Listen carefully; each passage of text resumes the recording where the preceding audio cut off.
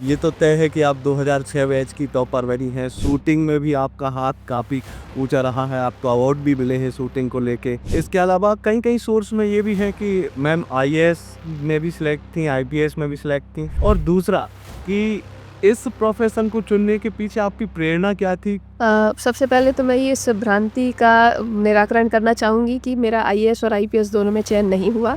किसी एक सेवा में ही हमारा चयन होता है और ये ज़रूर है कि जब मेरे सेकंड अटेम्प्ट में आईपीएस में सिलेक्शन हुआ तो उसके बाद मेरे पास 2 अवसर और मौजूद थे। लेकिन तब तक चूँकि मैं हृदय पर आधारित ध्यान पद्धति से प्राणाहुति की सहायता से मैं ये हार्टफुलनेस मेडिटेशन कर रही थी और इंटरव्यू में भी ये एक हॉबी के रूप में मैंने इसको रखा था और काफ़ी प्रश्न भी इस पर हुए। तो उसकी वजह से ये हुआ कि इस ध्यान पद्धति में हम हृदय में एक सूक्ष्म सुझाव पर ध्यान करते हैं कि दिव्य प्रकाश का स्रोत मेरे हृदय के भीतर है। अब होता यह है कि उस आधे घंटे के अभ्यास से कहीं न कहीं हम अपने हृदय की गहराइयों में उतर के और इस बात को समझने लगते हैं कि हमारे जीवन मूल्य क्या हैं, हमें क्या चीज़ें प्रेरित करती हैं, हमें भविष्य में क्या करना है। तो वो निर्णय बाहर से कहीं से ना हो कर के, किसी बाहरी प्रभाव की वजह से ना हो कर के, वो मेरे अपने हृदय से आया हुआ एक निर्णय था कि पुलिस की सेवा चुनौतीपूर्ण सेवा है और विशेषकर महिलाओं के लिए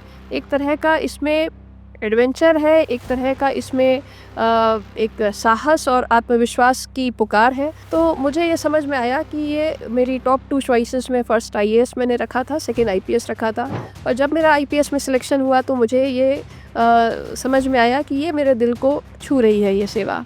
और कैसे मैं इसके लिए प्रेरित हुई, सच कहूँ तो ऐसा बहुत बचपन से कोई ऐसा ड्रीम नहीं था। लेकिन एग्ज़ाम देते समय जब मैंने इस सेवा का चुनाव किया तब मुझे रियलाइज़ हुआ कि मुझ में कहीं न कहीं एक लीडरशिप की क्वालिटी शायद मुझे प्रेरित कर रही है। समाज के बीच काम करने की जो इच्छा है वो मुझे प्रेरित कर रही है। इसमें फ़ील्ड में जिस तरह का जुझारूपन और जिस तरीके का आपको समाज के विभिन्न वर्गों के साथ संवाद करने का, उनके साथ काम करने का मौका मिलता है और इसके माध्यम से जो आपको देशभक्ति का एक अलग एक प्लेटफॉर्म मिलता है। तो उसके चलते मुझे लगा कि नहीं, मुझे पुलिस में ही रहना चाहिए और इसके चलते मैंने फिर आगे एग्ज़ाम नहीं दिया।